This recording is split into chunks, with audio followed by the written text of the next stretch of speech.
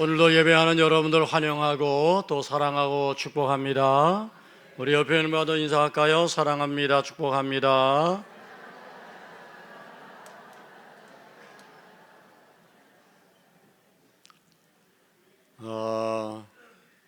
예수로 살자라고 하는 표를 가지고 올 한 해를 시작했는데, 예수로 산다고 하는 게 뭘까? 예수님께서 산상수훈의 말씀을 통해서 복 있는 사람에 대해서 말씀해 주셨는데, 바로 복 있는 사람이 되는 것, 그게 바로 예수로 사는 삶의 모습인 줄로 믿습니다. 지난주에 우리 예수님께서 말씀하신 복 있는 사람의 네 가지를 말씀을 드렸고, 오늘은 그 뒤를 이어서 또 네 가지, 그래서 8가지, 우리는 팔복이다 이렇게 표현하는데, 이 복 있는 사람은 어떤 사람인지를 함께 나누면서 우리도 복 있는 사람으로 살기를 결단하는 은혜가 함께 하기를 바랍니다. 긍휼히 여기는 자는 복이 있나니 그들이 긍휼히 여김을 받을 것이며 라고 했어요. 긍휼히 여기는 자는 누구일까? 긍휼히 여기는 자는 다른 사람의 약함과 고통을 이해하고 도와주는 사람을 말할 수 있어요. 그러니까 단순히 감정적으로 불쌍하다 그렇게 생각하는 것을 넘어서서 상대방의 고통과 그리고 어려움과 필요를 이해하고 실제적으로 도움을 그리고 사랑을 주는 그런 모습, 그게 바로 긍휼히 여기는 자라고 말할 수 있는 거죠. 여러분, 긍휼이라고 하는 것은 하나님의 성품을 나타내주고 있어요. 하나님은 긍휼의 하나님이세요. 그 하나님의 긍휼하심으로 인하여 오늘 우리는 죄와 사망에서 구원을 받고 하나님의 자녀가 된 줄로 믿습니다. 그래서 에베소 2장 4절과 5절은 그렇게 말씀하고 있어요. 긍휼이 풍성한 하나님이 우리를 사랑하신 그 큰 사랑을 인하여 허물로 죽은 우리를 그리스도와 함께 살리셨고 너희는 은혜로 구원을 받은 것이라.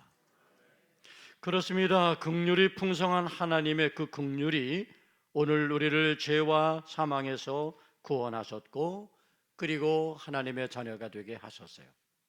이 긍휼이라고 하는 것은 하나님의 성품인데, 긍휼히 여기는 자는 어떤 사람인가? 바로 하나님의 성품을 닮아가는 사람이죠. 하나님의 성품을 닮아 그 하나님의 긍휼, 그래서 사랑과 자비를 실천하는 사람입니다. 그래서 그 하나님의 긍휼한 마음을 가지고 타인을 향하여 긍휼함을 가져요. 고통을 공감하고 그리고 행동으로 도와주고자 하는 거죠. 예를 들면 사마리아 사람과 같은 거예요. 강도 만난 사람이 이제 고통받는 가운데 빠졌을 때 제사장도 불쌍한 마음은 가졌지만 지나쳤고, 레위 사람도 불쌍한 마음을 가졌지만 지나쳤지요. 그런데 이 사마리아 사람은 불쌍한 마음을 가진 것으로 끝나지 않았어요. 자기의 것을 다 이 강도 만난 사람을 위해서 허비하고 내어놓고 그를 나귀에 실어서 여관으로 데려다가 치료해 주는 거예요. 그게 바로 긍휼한 사람의 모습이죠. 그러니까 긍휼한 사람은 용서할 줄 알고 관용의 태도를 가지고 살아가는 사람이에요. 그래서 긍휼히 여기는 사람은 다른 사람의 잘못이나 연약함을 볼 때 그걸 정죄하고 그걸 판단하고 하기보다는 오히려 이해하려고 하고 그리고 너그러운 마음을 가지려고 하고 용서하려고 하는 관용의 모습이 이 긍휼히 여기는 자의 모습이라고 할 수 있는 거죠. 그러니까 긍휼히 여기는 자가 된다는 것은 공감하는 그런 마음을 갖는 거예요. 요즘 공감하는 능력이 굉장히 중요하잖아요. 우리가 인간관계 속에서 살아갈 때에 공감한다고 하는 것은 너무 소중한데, 이 긍휼히 여기는 사람은 다른 사람의 상황과 감정을 이해하며 그들의 고통을 공감해요. 그리고 긍휼히 여기는 사람은 자기중심적인 이기적인 사람이 아니에요. 오히려 타인 중심적인 이타적인 사람이 되어지는 거죠. 그래서 긍휼히 여기는 사람은 그렇게 많은 사람들에게 이 공감하는 마음을 가지고 긍휼히 여기는 마음을 가지고 어떻게 하면 그와 함께 위로하고 또 함께 격려할까를 생각하게 되는 거죠. 사랑하는 성도 여러분, 예수로 살기를 원하면 긍휼한 자가 되시기를 축복합니다. 하나님의 긍휼이 여러분 가운데도 있기를 소망합니다. 그래서 우리는 긍휼히 여기는 자가 되어야 돼요. 그런데 그 긍휼히 여기는 자가 복을 받아요. 어떤 복을 받습니까? 하나님께 긍휼히 여김을 받는 복을 받습니다. 그러니까 긍휼히 여기는 자가 하나님의 긍휼을 경험하는 거예요. 하나님의 사랑과 그 속에 있는 하나님의 은혜를 체험하게 되는 거예요. 그래서 긍휼히 여기는 자는 하나님으로부터 위로받고 하나님으로부터 용서되고 하나님으로부터 회복되고 하나님의 은혜 가운데 살아갈 수 있게 되어지는 거죠. 여러분이 긍휼히 여기는 자의 모습을 가지고 살아가면 이 같은 하나님의 긍휼이 여러분에게도 함께 하는 줄 믿습니다. 야고보 사도는 아주 냉정하게 이야기합니다. 얼마나 냉정한 말씀을 하냐 하면 야고보서 2장 13절 말씀에서 이렇게 이야기합니다. 긍휼을 행하지 아니하는 자는 긍휼 없는 심판이 있으리라. 긍휼은 심판을 이기고 자랑하느니라. 그러니까 우리가 긍휼한 마음을 가지고 긍휼히 여기는 자의 삶을 살아가면 하나님의 긍휼이 우리 가운데 복으로 임하게 되지만 긍휼 없는 모습으로 살아가게 되면 우리도 긍휼 없는 심판으로 하나님 앞에 설 수밖에 없게 된다는 거예요. 저는 우리 성도 여러분들이 긍휼히 여기는 자로 살아가시기를 축복합니다. 여러분, 뿌린 대로 거두는 거예요. 심은 대로 거두는 거예요. 좋은 것을 심으면 좋은 것을 거두게 되어 있는 거예요. 긍휼한 마음을 가지고 사람들에게 긍휼을 심으면 그러면 그 사람으로 하여금 긍휼의 열매를 거둘 수 있게 되고요. 우리가 사람들에게 긍휼한 마음을 가지고 살아가게 되면 하나님의 긍휼의 은혜가 우리 가운데 임하게 되는 줄 믿습니다. 그래서 긍휼히 여기는 자는 어떤 복이 되냐 하면 하나님의 긍휼을 받음으로 말미암아 위로받아요. 그 삶에 평안이 있어요. 그러니까 영적인 평안과 위로와 기쁨이 그 안에 충만해지는 거예요. 저는 여러분이 긍휼히 여기는 자로서 이 같은 하나님의 복을 다 받으시기를 축원합니다. 그 다음에 마음이 청결한 자는 복이 있나니 그들이 누굴 보여? 하나님을 볼 것이며 그랬어요. 그러니까 마음이 청결하다는 건 뭘까? 마음이 청결하다는 것은 말 그대로 깨끗한 거예요. 내 속에 있는 세상과 더러운 것들로 인하여 부어둔 불순물 같은 것들이 다 제거되어 있는 상태예요. 그래서 순수한 마음을 가진 사람이에요. 마음이 청결하다는 것은 바로 그런 거예요.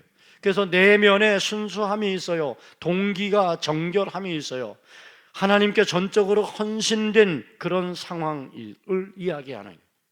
그러니까 마음이 청결한 자는 하나님 앞에서 진실하고 죄로부터 멀어져 있고 순수한 열망으로 하나님을 추구하는 그런 사람을 말할 수 있는 거죠. 마음이 청결하다는 것은 하나님 앞에서 거짓이나 속임수가 없이 진실한 마음으로 서는 것을 의미합니다. 여러분, 오늘 많은 종교인들이 보면 겉모습은 종교인인데 내면은 더럽고 추한 것으로 가득해져 있어요. 여러분, 오늘 이 시대에 우리들은 그저 외적인 종교인으로만 남으면 안 돼요. 우리는 내적인 그리스도인으로 진정으로 우리의 마음이 새롭게 되고 변화를 받은 마음이 청결한 자로서 살아가야 될 줄로 믿습니다. 여호와의 산에 오를 자가 누구인가? 라는 그런 말을 하면서 다윗은 시편 23편에서 이렇게 이야기합니다. 깨끗한 손과 정결한 마음을 가진 사람이라야 여호와의 산에 오를 수 있다. 그러니까 우리 하나님께서 기뻐하시는 것이 뭐냐? 깨끗한 손과 정결한 마음이라는 거죠. 다윗은 그래서 시편 51편 10절에서 이런 고백을 합니다. 하나님이여 내 속에 정한 마음을 창조하시고 내 안에 정직한 영을 새롭게 하소서. 저는 여러분들이 이 다윗의 고백을 여러분들의 고백으로 삼을 수 있기를 바랍니다. 여전히 우리의 마음은 청결하지 못해. 여전히 우리의 마음은 더럽고 오염되어 있어요. 그러니까 우리는 우리의 정말 속이 부패되어 있는 거죠. 외형적 그리스도인의 모습만 가지고 있는 것이 얼마나 안타까운지 몰라요. 그래서 오늘 우리들은 다윗처럼 하나님, 내 속에 정한 마음을 주세요. 내 안에 정직한 영을 새롭게 해주세요. 아멘. 그렇게 우리가 날마다 하나님께 기도해야 돼요. 그러면 하나님께서 오늘 우리 가운데 정결한 마음을 허락해 주실 줄로 믿습니다. 그러니까 정결한 마음은 오로지 하나님을 향한 순수한 마음이에요. 이중적 마음이 아니에요. 이것도 품고 저것도 품고 있는 그런 게 아니죠. 야고보 사도는 야고보서 4장 8절에서 이런 이야기합니다. 하나님을 가까이 하라. 그리하면 너희를 가까이 하시리라. 죄인들아 손을 깨끗이 하라. 두 마음을 품은 자들아 마음을 정결하게 하라. 손을 깨끗이 해야 된다. 마음을 정결하게 해야 된다. 그래서 마음이 정결한 자가 되어야 그래야 하나님을 볼 수 있다는 거예요. 마음이 정결한 자가 하나님을 볼 수 있다는 것은 뭘까요? 하나님을 가까이 경험하게 되는 거예요. 마음이 정결한 자에게 하나님의 임재가 있게 되는 거예요. 그래서 마음이 정결한 자는 하나님과 친밀해지고 마음이 정결한 자는 하나님의 거룩한 임재 속에서 살아갈 수 있게 되는 거죠. 시편 73편 1절에서 아삽은 이야기합니다. 하나님은 참으로 이스라엘 중 마음이 정결한 자에게 선을 행하시나니. 그러니까 마음이 정결한 사람을 하나님은 기뻐하세요. 세상의 것들로 인해 흐려지지 않고 하나님을 향한 순수한 마음을 가지고 하나님을 바라보는 바로 그 사람. 그러면 하나님은 그를 가까이 해주시고 하나님의 거룩한 임재가 그 속에 있게 되고 그는 성령의 인도하심을 따라 살아가게 됨으로써 그는 하나님을 보는 거예요. 하나님을 본다는 것이 하나님의 형상을 눈으로 본다는 게 아니라 하나님의 거룩한 임재 속에 그 하나님의 아름다운 것들을 볼 수 있게 된다는 거예요. 저는 사랑하는 성도 여러분들이 예수로 살기를 원하신다면 마음이 청결한 자가 되시기를 축복합니다. 그리고 화평하게 하는 자는 복이 있나니 그들이 하나님의 아들이라 일컬음을 받을 것이며 라고 예수님은 말씀합니다. 화평하게 하는 사람이죠. 그가 복이 있어요. 여러분, 화평하게 하는 자는 어떤 사람입니까? 갈등을 일으키는 사람이 아니라 갈등을 해결하는 사람이죠. 그래서 평화를 이루어가는 사람입니다. 화평하게 한다는 것은 단순히 다툼을 피하고 그냥 그러는 것이 아니라 사람과 사람들 사이에 진정한 평화가 이루어질 수 있도록, 그리고 화목을 이루기 위해서 자신을 기꺼이 거기에 헌신하고 희생할 줄 아는 사람이 바로 화평케 하는 사람이에요. 예수님께서는 이 땅에 화평의 주님으로 오셨잖아요. 하나님과 우리 사이에 화목제물이 되어 주셨잖아요. 그래서 막힌 담을 허무시는 그런 하나님과 우리 사이에 모든 갈등을 해결해 주시는 그런 예수님이셨잖아요. 그렇게 예수님께서 화평케 하신 분으로 이 땅에 오신 것처럼 오늘 우리가 화평케 하는 자의 삶을 살아가야 된다는 거죠. 화평케 하는 사람은 어떤 사람인가? 하나님과의 화평을 이루는 사람이에요. 화평케 하는 사람은 그 안에 하나님을 향한 사랑과 열정이 있고, 그리고 이 안에 있는 더럽고 초한 죄악된 것들을 내려놓기에 하나님과 먼저 화목해요. 그리고 그 하나님과의 화평을 이제는 이웃들과 더불어 행하는 사람으로 살아가는 거죠. 그 하나님과의 화평함을 가지고 그 경험으로 이제 이웃들과의 관계 속에, 너와 나의 관계 속에 삶의 모습에서 하나님의 뜻을 따르며 진정한 화평을 이루고 추구하는 그런 사람이 되는 거죠. 그러므로 화평케 하는 사람은 내적인 그런 평화가 그 안에 찾아오게 되고요, 그 내적인 평화를 외부로 드러내서 외적인 평화를 이루어가는 그런 사람이 화평케 하는 사람인 줄 믿습니다. 오늘 이 시대에 화평케 하는 사람이 꼭 필요하죠. 저는 여러분들이 먼저 하나님과 화평을 이루는 하나님의 사람들이 되기를 축복합니다. 그리고 하나님과 화평을 이룬 그 모습, 그것을 가지고 여러분들이 살고 있는 관계 속에서, 공동체 속에서 화평을 만들어가는 멋진 하나님의 사람들 되어지기를 축원합니다. 그 화평을 이룬다는 것은 그러므로 하나님의 뜻을 실천하는 것이죠. 그러니까 하나님은 이 땅에 화평을 이루기를 원하고 그 화평을 통해서 하나님의 나라가 확장되기를 원하시는 거죠. 예수님께서는 이런 말씀을 하셨어요. 마태복음 5장 22절, 23절, 24절에서 그러므로 예물을 제단에 드리려다가 거기서 내 형제에게 원망 들을 만한 일이 있는 것이 생각나거든 예물을 제단 앞에 두고 먼저 가서 형제와 화목하고 그 후에 와서 예물을 드려라. 무슨 말씀을 하셨는지 여러분 다 이해가 되시죠? 하나님 앞에 예물을 드리는 것보다 더 중요한 것은 형제와의 화목을 먼저 이루는 것이라는 거예요. 누군가에게 어떤 잘못된 것이 생각나거든 그와 화해하고 오라는 거예요. 용서할 일이 있으면 빨리 용서하라는 거예요. 용서받을 일이 있으면 사죄하라는 거예요. 그래서 먼저 너와 나의 관계 속에 화목이 이루어져야, 그래야 그 예물을 내가 기쁨으로 받을 것이라 말씀하고 있는 거죠. 여러분, 이렇게 화평을 추구하는 사람으로 살아가게 되면 하나님은 그들을 어떻게 부르시냐? 하나님의 아들이다, 하나님의 딸이라 일컬음을 받는데요. 물어보겠습니다. 여러분 하나님의 아들 맞으세요? 여러분 하나님의 딸 맞으세요? 그러면 우리가 하나님의 아들, 하나님의 딸로서 우리가 그렇게 불리기 원한다면 여러분 오늘 우리는 뭐 해야 돼요? 화평을 이루는 사람이 되어야 할 줄로 믿습니다. 그렇게 꼭 화평을 이루는 사람이 되셔서 여러분의 가정에도 화평이 이루고 우리 교회에도 화평을 이루고 이 나라, 이 백성 가운데도 화평을 이루고 하나님의 화평이 온 땅 가운데 이루어지는 것을 위하여 기꺼이 헌신하고 기꺼이 나 자신을 거기에 드리는 그런 사람들이 되기를 축원합니다. 마지막으로 예수님께서 하시는 말씀이 있어요. 의를 위하여 박해를 받는 자는 복이 있나니 천국이 그들의 것임이라. 요게 조금 더 어려워. 의를 위해 박해를 받는 사람, 여러분 물어보겠습니다. 의를 위해 여러분 기꺼이 박해를 받으시겠습니까? 솔직히 말해요.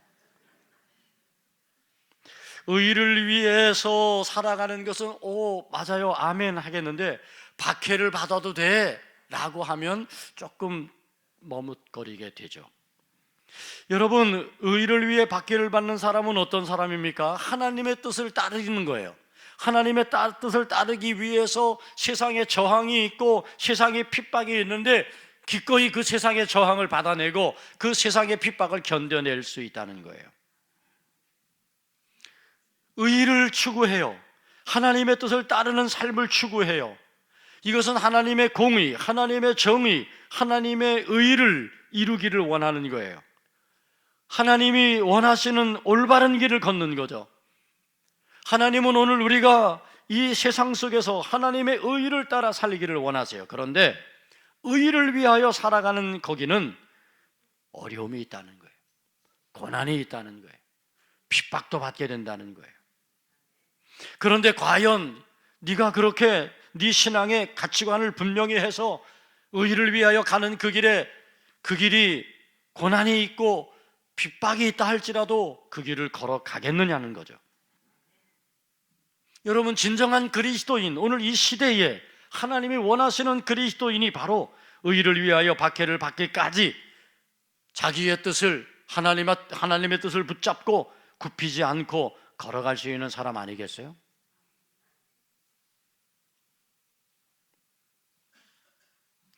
여러분, 초대교회 역사를 보면 초대교회 믿음의 사람들은 박해를 받았어요.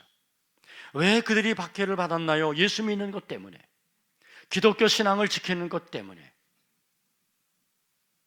때로는 여러분, 그 박해라고 하는 것이 사회적으로 또 여러 가지 상황적으로 힘들고 어려운 괴롭힘이었고 고통이었어요. 그런데 그럼에도 불구하고 초대교회 역사 속에 보면 신앙의 절개를 지킨 사람들이 그 길을 걸었어요. 왜 그들이 박해를 받았을까요? 의를 추구했기 때문이에요.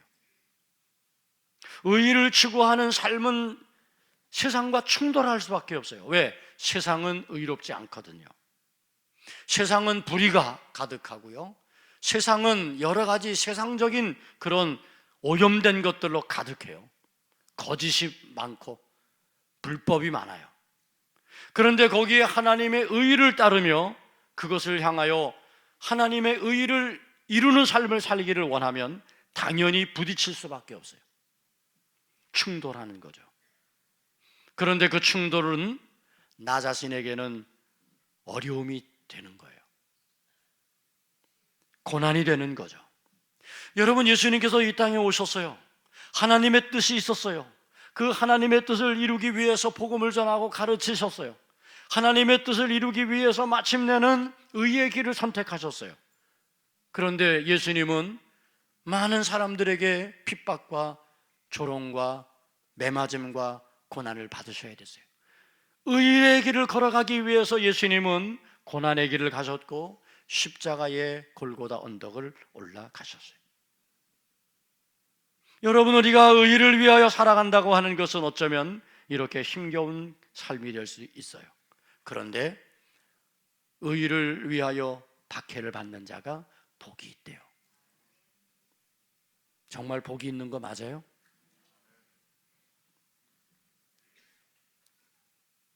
세상의 눈에 보기에는 불행한 사람으로 보이고 핍박받는 사람으로 보이지만, 그런데 예수님은 의를 위하여 하나님의 의를 붙잡고 그 의를 놓치지 않는 그 사람이 복이 있다고 말씀하시면서 하나님의 나라가 그들의 것이 되는 거예요.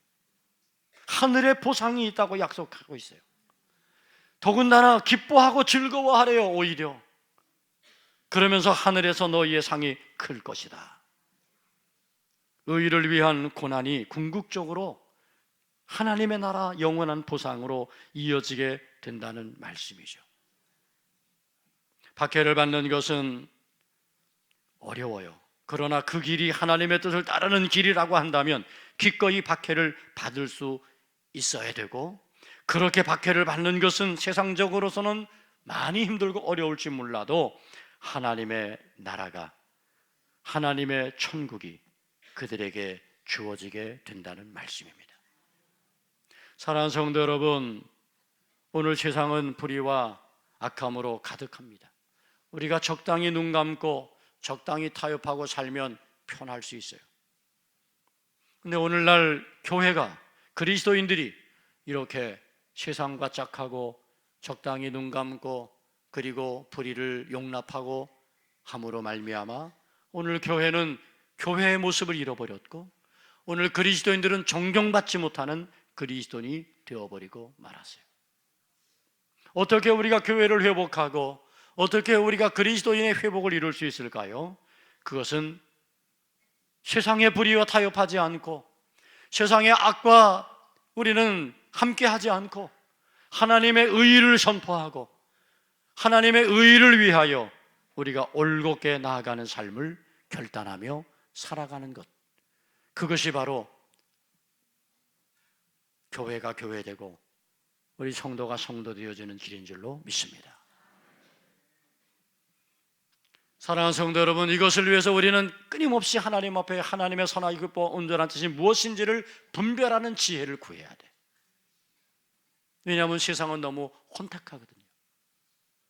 하나님의 의가 어디에 있는지를 찾지를 못하고, 그래서 우리는 선하고 기뻐하신 하나님의 뜻이 무엇인지를 잘 분별하고 그 하나님의 의를 붙잡고, 우리가 비록 그 길이 좁은 길, 그 길이 비록 고난의 길이라 할지라도 우리는 그 길을 올곧게 나아간다면 하나님은 의를 위하여 박해를 받는 그를 복이 있다 하시는 줄 믿습니다. 예수로 산다는 것은 뭘까? 오늘 예수님께서 산상수훈의 말씀에서 하신 이 8가지 복 있는 자의 모습입니다. 심령이 가난한 자가 복이 있습니다. 애통하는 자가 되시기를 바랍니다. 온유한 자로 사시기를 바라요. 의에 줄이고 목마른 사람이 되시기를 축복합니다. 긍휼히 여기는 자가 되셔야 됩니다. 마음이 청결해야 됩니다. 화평을 추구하는 자가 되시기를 바랍니다. 궁극적으로 하나님의 의를 위하여 기꺼이 고난의 길이라도 마다하지 아니하고 나아갈 수 있는 사람이 바로 복 있는 사람, 바로 그 사람이 예수로 살아가는 멋진 하나님의 사람인 줄로 믿습니다. 기도하겠습니다. 사랑의 아버지 하나님, 복 있는 사람이 되기를 원합니다. 예수로 살기를 결단한 오늘 우리들에게 예수님께서 산상수훈을 통해서 우리에게 말씀하신 복 있는 자가 누구인지를 깨닫게 해 주셨사오니 이제 우리가 복 있는 자의 삶을 힘써 살아가게 하소서. 올 한 해 예수로 살아가는 우리 모든 성도들 되도록 축복하여 주옵소서. 예수님의 이름으로 기도 올리옵나이다. 아멘.